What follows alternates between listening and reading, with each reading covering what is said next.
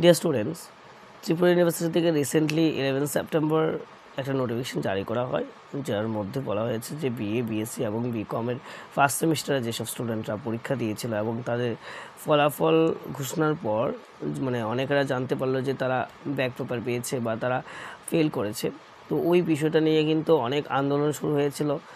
তো তার মধ্যে রিসেন্টলি একটা নোটিফিকেশন জারি করা হয়। এই নোটিফিকেশনটা জারি করা হয় এবং এটার মধ্যে সম্পূর্ণভাবে বলা হয়েছে যে যারা যারা ইন্টারেস্টেড স্টুডেন্ট আছে, মিন্স যাদের মনে হয় যে খাতার মধ্যে কোনো একটা সমস্যা হয়েছে বা নাম্বার নিয়ে কোনো সমস্যা আছে বা কোনো সন্দেহ আছে খাতা নিয়ে, তো তার জন্য তাদেরকে গুগল বা ইন্সপেকশনের জন্য একটা ফর্ম দেওয়া হয়েছে। হ্যাঁ, একটা ফর্ম লিঙ্ক দেওয়া হয়েছে, যার মাধ্যমে তোমরা ফর্মটা ফিল আপ করে তোমরা 11/9/2024 4টার দিকে থেকে শুরু করে 13/9/2024 4টা পর্যন্ত মানে খোলা থাকবে ওয়েবসাইটটা। তো এখানে তোমরা ফর্মটা ফিল আপ করতে পারো। তার এটার যে ফিস ওইটা ওইখানেই দেওয়া হবে। তো দেখা যাচ্ছে যে ফর্মটা ফিল আপ করার সময় অনেক সমস্যার সম্মুখীন হচ্ছে অনেক স্টুডেন্টরাই। তো আমাকে অনেকভাবেই বলেছিল যে এটার জন্য একটা ভিডিও বানাতে, তো তার জন্য তোমাদের জন্য এই ভিডিওটা আমি তৈরি করলাম। তো প্রথমত আমরা আগে যে কাজগুলো করব, আমরা একদম স্টেপ বাই স্টেপ এগুলো ফলো করব, তাহলেই দেখবে আমাদের ফর্মটা ফিল আপ হয়ে যাবে সুন্দরভাবে। আচ্ছা, তো ফর্মটা ফিল আপ করার জন্য তোমাদেরকে প্রথমত যে কাজটা করতে হবে সেই কাজটা হলো প্রথমত তোমাদেরকে যে কোনো একটা স্ক্যানার নিতে হবে। এটা তোমার ডকুমেন্ট যখন তুমি আপলোড করবে, তোমার কাছে কয়েকটা ডকুমেন্ট চাইবে। যেমন মনে করো তোমার আইডি কার্ড এবং তোমার বাবার আইডি কার্ড এবং তোমার একটা অ্যাডমিট কার্ড চাইবে।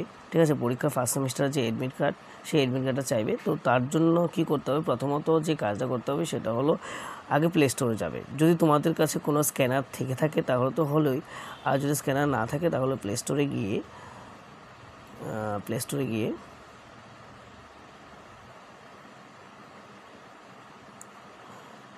গিয়ে তারপরে একটা অনেকগুলি ডকুমেন্ট পাবে, অনেকগুলি ডকুমেন্ট স্ক্যানারের জন্য তোমরা পাবে।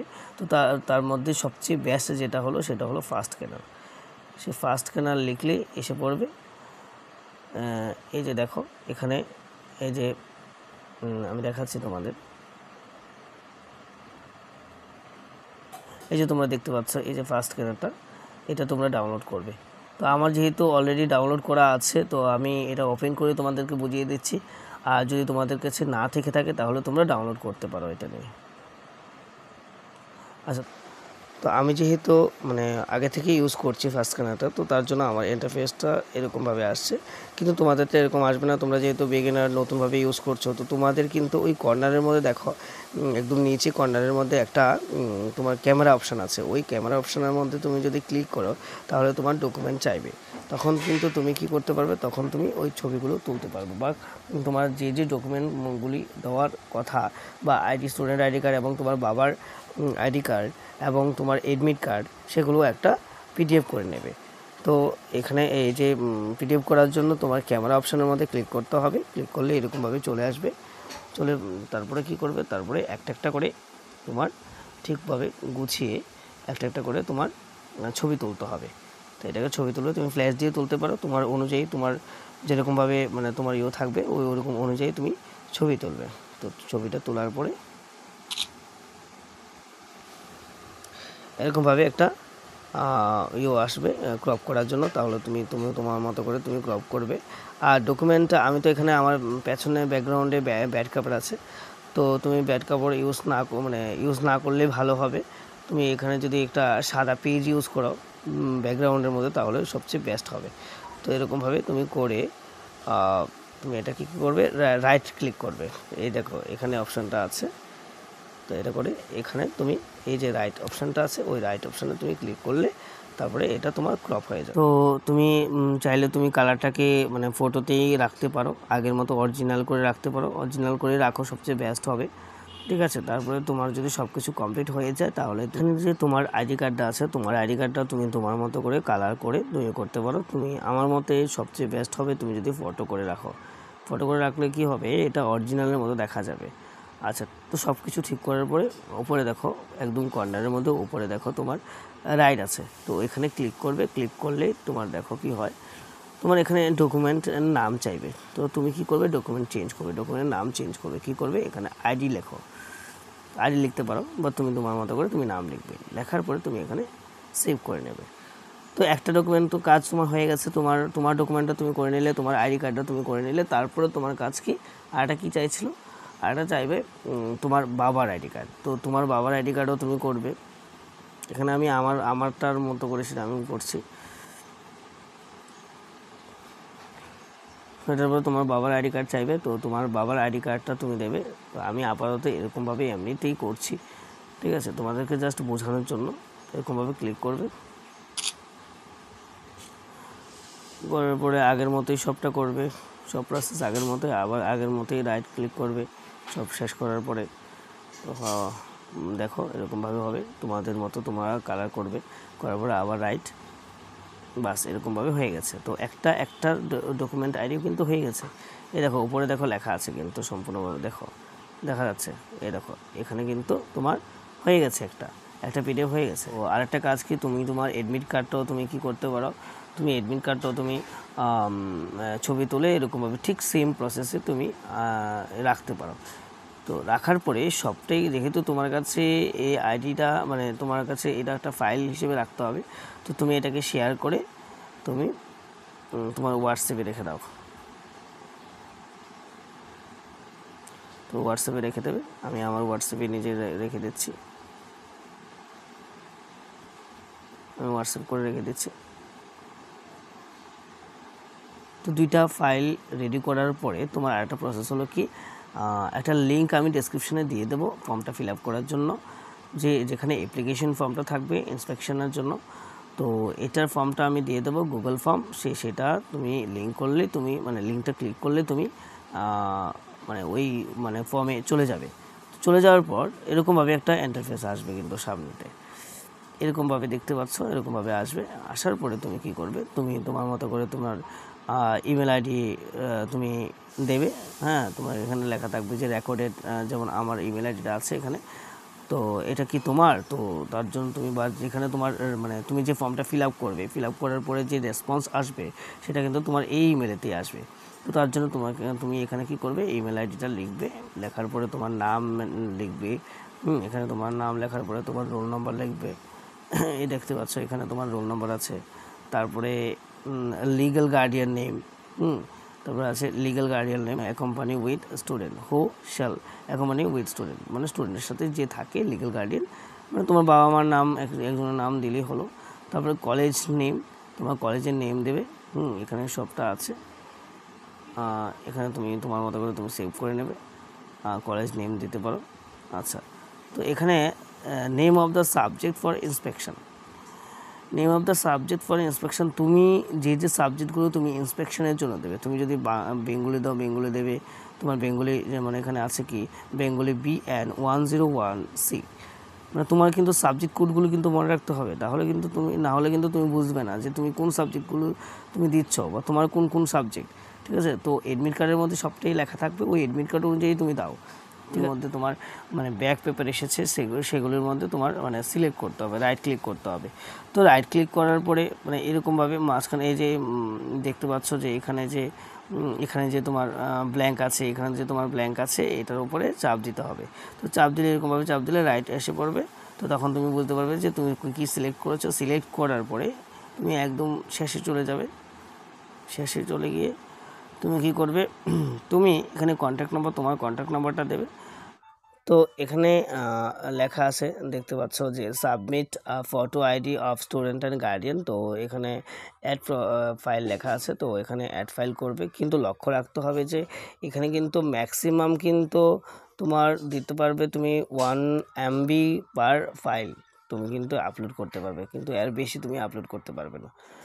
তো আমার মনে হয় যে আমি যে ফার্স্ট স্ক্যানার দিয়ে করেছিলাম সেটা মনে হয় 1.3 বা এরকম সামথিং চলে গেছে।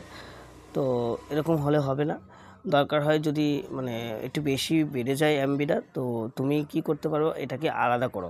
তুমি স্টুডেন্ট তোমার আইডিটা আলাদা করো, তোমার বাবার আইডিটা আলাদা করো, এরকমভাবে করলে তোমার হয়তো বা এমবিটা কমে যাবে। কারণ এখানে লেখাই আছে যে, এখানে কি লেখা আছে দেখো, এখানে লেখা আছে সম্পূর্ণ পরিমাণে যে 5 সাপোর্টেড ফাইল, মানে তুমি 5টা সাপোর্টেড ফাইল পর্যন্ত তুমি আপলোড করতে পারো, কোনো সমস্যা নেই। তো কি করবে, এখানে অ্যাড ফাইলে ক্লিক করবে, ক্লিক করার পরে এরকমভাবে একটা ইন্টারফেস চলে আসবে, ইনসার্ট ফাইল। তো তুমি কি করবে, তুমি ব্রাউজে ক্লিক করবে, ব্রাউজে ক্লিক করলে তো এরকম একটা ইন্টারফেস চলে আসবে। তারপর তুমি ব্রাউজে ক্লিক করবে, ক্লিক করার পরে তো এরকমভাবে তোমার অপশান থাকবে। অপশান থাকলে তুমি তোমার মতো করে তোমার যে অপশানের মধ্যে তোমার ওই ডকুমেন্টগুলো তুমি পাবে সেখানে তুমি যাবে। যেমন আমি মিডিয়া পিকারে যাই, তো এখানে গেলে তারপরে এখান থেকে আমি কি করলাম, এখান থেকে আমি সিলেক্ট করছি। তো আমি ডাউনলোড, আমার যেহেতু ডাউনলোডের মধ্যে আগে আছে, আমি হোয়াটসঅ্যাপ থেকে ডাউনলোড করেছিলাম, তো তার জন্য আমি এই যে ডকুমেন্টটা, এই ডকুমেন্টটা আমি করেছিলাম, এটাকে আমি আপলোড করব। কিন্তু এটার মধ্যে দেখো লেখা আছে 1.31 MB, আমার মনে হয় না এটা হবে। তো তারপর আমি এমনিতেই ডেমো করার জন্য তোমাদেরকে দেখাচ্ছি। তো দেখো আপলোড করে দিয়েছো, কিন্তু এখানে দেখো লেখা আছে ইওর ফাইল, ফাইলের নাম দেওয়া আছে অ্যাক্সিডেড বা অ্যাক্সিড দ্য, আবার কত দেখো মানে 1 MB থেকে কিন্তু অনেকটা বেশি, তার জন্য কিন্তু এটা নিচ্ছে না। তো তোমরা 1 MBর মধ্যে রাখো, তোমরা আলাদা করার চেষ্টা করো, আলাদা করে তারপরে তোমরা করলে এরকম করলে তারপরে আপলোড করে দেবে, সাবমিট এডমিট কার্ডও আপলোড করে দেবে। করার পরে এখানে সাবমিট বাটনে ক্লিক করলে হয়ে যাবে, তোমার আর কিছুই লাগবে না। তো আমি তো একটা প্রসেস তোমাদেরকে দেখিয়েছিলাম, তো এটা একটু টাফেস্ট একটা প্রসেস, কিন্তু এটা থেকে করলে মানে কারা কারা করতে পারবে, মনে করো যারা মোবাইলটা ভালো না বা ক্যামেরা ভালো না, ঠিক আছে, স্পষ্ট আসছে না, তো তারা ওইরকমভাবে প্রসেস একটু ফাস্ট স্ক্যানার দিয়ে করলে তারাটা একদম ক্লিয়ার দেখা যাবে। কিন্তু যাদের মোবাইল ভালো আছে, ছবিও ভালো হয়, মোটামুটি একদম স্ক্যানারের মতো হয়, তো তারা একটা কাজ করতে পারো, তারা তোমার এমনিতেই ছবি তুলে রাখো, যেরকমভাবে আমি দেখাচ্ছি তোমাদেরকে। দেখো, এই যেমন আমি ছবি তুললাম,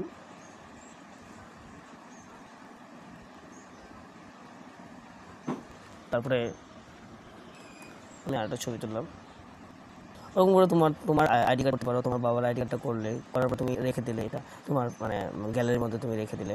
তারপর তোমার এডমিট কার্ডটা তুমি ছবি তুলে তোমার গ্যালারির মধ্যে রাখার পরে তারপর তুমি কী করবে, তুমি এটাকে এডিট করতে পারো তোমার মতো করে। তুমি যদি মনে করো যে না এটা ভালো একটা হয়নি, তুমি এটাকে এডিট করবে, তাহলে তুমি তোমার মতো করে তুমি এডিট করতে পারো। আচ্ছা, তারপরে এডিট করে সব কিছু করার পরে তারপর তোমাকে কি করতে হবে, আবার তোমাকে ওই লিঙ্কে যেতে হবে। তো তুমি যখন লিঙ্কে ক্লিক করে তুমি যখন এসে পড়বে, তো তারপরে তুমি কি করবে, তো ওই জায়গাটার মধ্যে, যে জায়গাটার মধ্যে তুমি মানে আমি দেখিয়েছিলাম যে মানে পিডিএফ করা যায়, মানে পিডিএফ করে আপলোড করতে হয়, তো ওই জায়গাটার মধ্যে তুমি অ্যাড ফাইলের মধ্যে আবার ক্লিক করে কিন্তু তুমি কী করতে পারো, তুমি ওই তোমার ফটোগুলোকে তুমি আপলোড করতে পারো।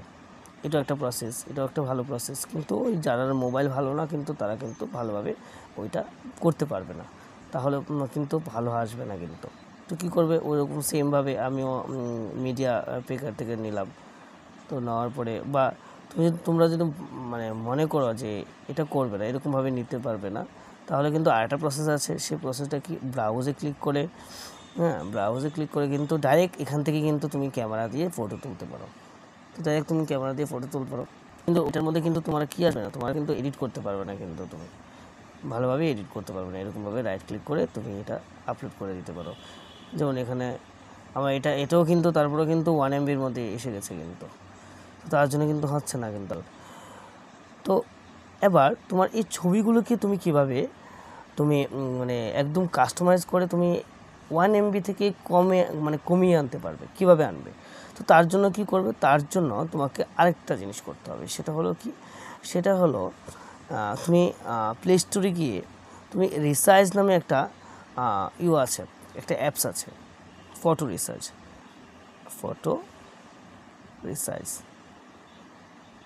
বা রিসার্চার, এরকম ফটো রিসার্চার আছে।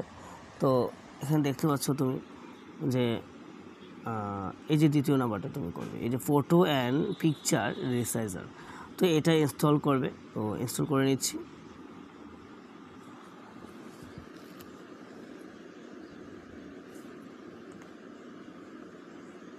ফটো অ্যান্ড পিকচার রিসার্চ হওয়ার পরে তুমি কি করে নেক্সট ক্লিক করতে থাকবে, গো ইট, তারপরে ক্রস, এরকমভাবে একটা ইন্টারফেস আসবে। তো এমনভাবে ইন্টারফেস আসার পরে তারপর তুমি কি করবে, এখান থেকে তুমি ফটো তুলতে পারো। তুমি যদি চাও এখান থেকে ফটো তুলতে পারো, বা এখান থেকে তুমি যদি মনে করো যে না তোমার গ্যালারিতে আছে, তুমি আগে থেকে এডিট করে রেখেছো, তাহলে তুমি সিলেক্ট করে নিতে পারো। তো আমি সিলেক্ট করে নেব, যেহেতু আমি আমার আগেই আছি ফটো তোলা।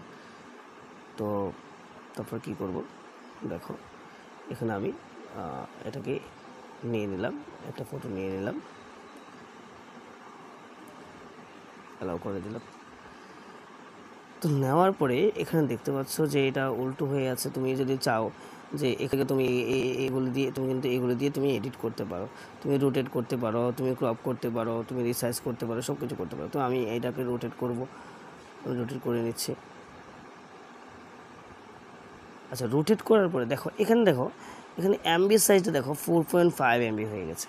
তো এটাকে আমি কিভাবে এটাকে 1 MB নিচে রাখবো, বা কীভাবে সম্ভব? তো এটার জন্য তোমাকে কী করতে হবে, এখানে দেখো রিসাইজ বাটন আছে, দেখো রিসাইজ অপশান আছে, কিন্তু ওইখানে ক্লিক করবে।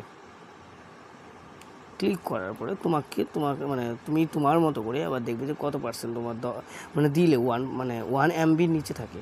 তুমি কাস্টম করতে পারো, এখানে কাস্টম করতে পারো, তুমি লিখে করতে পারো, বা তুমি যদি চাও যে না তুমি লিখে করবে না, তুমি 25 বা 40% দিয়ে দেখতে পারো যে কেমন MB হয়, তাহলে দেখতে পারো, তাহলে করো।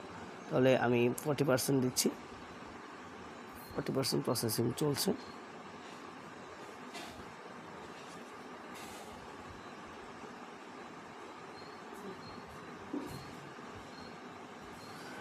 সো 40% প্রসেসিং হওয়ার পরে দেখতে পাচ্ছ এখানে যে 814 KB হয়ে গেছে, মানে 1 MB থেকে অনেকটা কম হয়ে গেছে।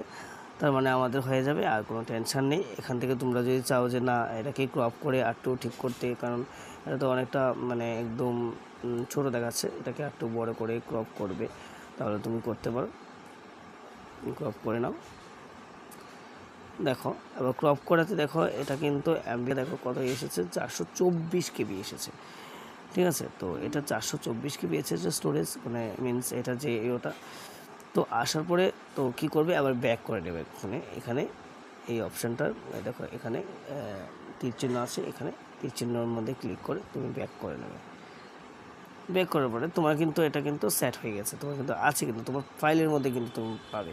কোথায় পাবে, এবার দেখো তুমি যখন গ্যালারিতে চলে যাবে, তোমার কিন্তু এ দেখো গুগল ফর্মে তুমি গেলে তুমি সব কিছু ফিল আপ করার পরে এখানে submit photo ID of student and গার্ডিয়ানের মধ্যে তুমি গিয়ে তুমি মানে যেই ছবিটা তুমি তুলেছো ওই পারপাসে বা ইয়েতে তুমি যাবে আর কি।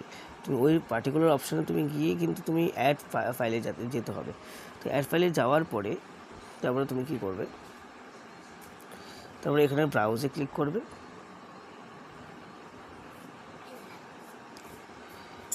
এখানে ক্যামেরা, ভিডিও রেকর্ডার এবং মিডিয়া পিকার আমারটাতে এসেছে, কিন্তু তোমাদের মধ্যে মানে তোমাদের মোবাইলের মধ্যে ডিফারেন্ট মোবাইলের মধ্যে ডিফারেন্ট অপশান থাকতেই পারে।